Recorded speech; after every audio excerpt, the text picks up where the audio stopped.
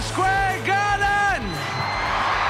Now, it's obviously not going to be easy to condense a career like yours into 10 minutes worth of questions, so I'm not even going to try. Instead, I'm going to ask you, what have the highlights been for you? I'm doing the first tour of France in French by an English speaker. This is what I claim. It's a bit of a mouthful. I keep claiming things. Hollywood Bowl, doing that. That was the first time I've done a full show there. So I'm claiming this. I'm doing the most extensive tour of comedy that anyone's ever seen. I just keep claiming things until people say, I think I've done that. Running the 43 marathons was amazing. Living in Northern Ireland was amazing. Living in Bangor near Belfast, that was the best time of my life. Comic timing is such a huge thing. Is it more difficult in a different language? No. No, I can even show you. Okay, well, I won't know what you're saying, but go for it. No, I can explain. It's quite easy. I talk about the flood. You know, I don't believe in God, and I said when the flood happened in Noah, I think the flood did happen. But if it was really God's plan, He should have put all the fish on the boat as well, because His idea was take out everything that's bad, leave two of everything. So I think fish bad, sharks can be bad. There are no good sharks. No sharks that say we found a little child. The child was splashing about, so we decided to save its life. Here it is. It's a new thing sharks are doing, saving kids' life. No, this kid only had one leg when we found it.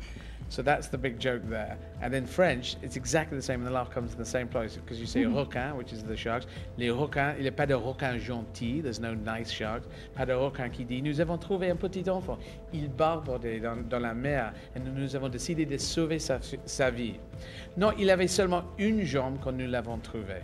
That line, non, il avait seulement une jambe quand nous l'avons trouvé. Big laugh in Paris, big laugh in the English version in Dublin, big laugh in London, big laugh in wherever. So it's the same place, because I'm playing to the progressive kind of open-minded people who can go, all right, he's playing around with Bible stories. Now, you've got an absolutely crazy schedule with the brand new tour. Yeah. Are you a glutton for punishment, or what are you trying to do to yourself? It's like non-stop.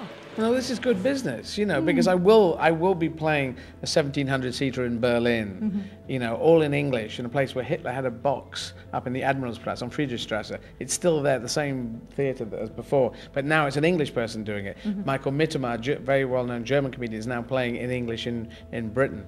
The melting pot is if we can keep pushing this forward, I think it's all positive. So I will be playing Moscow, Kathmandu, Belgrade, Istanbul, and it's very exciting.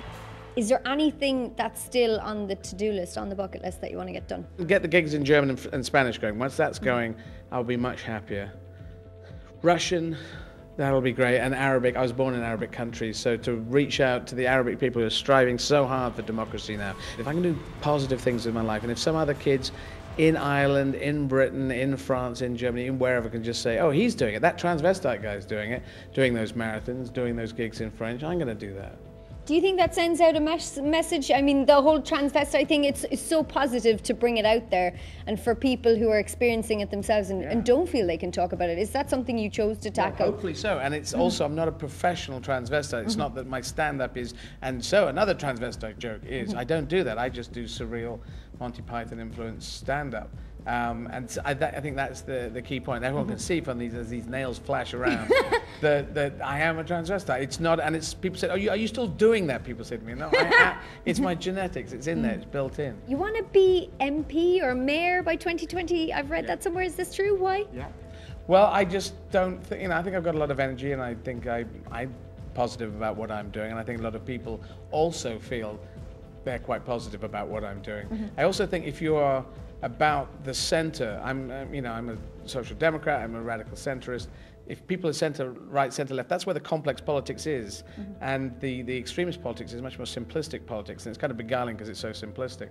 So, but the real answers come from the center. So to do that, you have to go for the long messages, the idea that, the European Union, it's necessary for it to work, for all of us to learn together, to work together in some shape or form. Because if we can do it in Europe, then other continents can do it, and eventually the whole world can have an agreement between itself and get to a fairer world. And every right-thinking person must be trying to head towards that. So the idea of constantly separating out and going back to where we were before, now we've done that. That ends up with wars and fighting and death. So let's keep heading on this journey, and it's difficult. But I'm trying to put forward, a positive way of doing things and thinking out of the box. So I think I just have to do an election. I have to do an election, see what happens. If Boris Johnson can do it, surely. What's the best piece of advice you've ever been given that you feel you could pass on now? I do know that determination is a very key thing. Try and have a good heart and be determined. And I don't know about you, but I have signed many agreements with iTunes. I don't know what they want from us anymore. Don't they realize we agree with them?